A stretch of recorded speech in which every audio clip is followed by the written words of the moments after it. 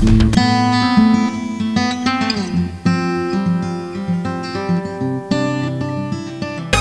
रात दुई चांद देखो खिलल, एक घुंघटा में एक आसमान में।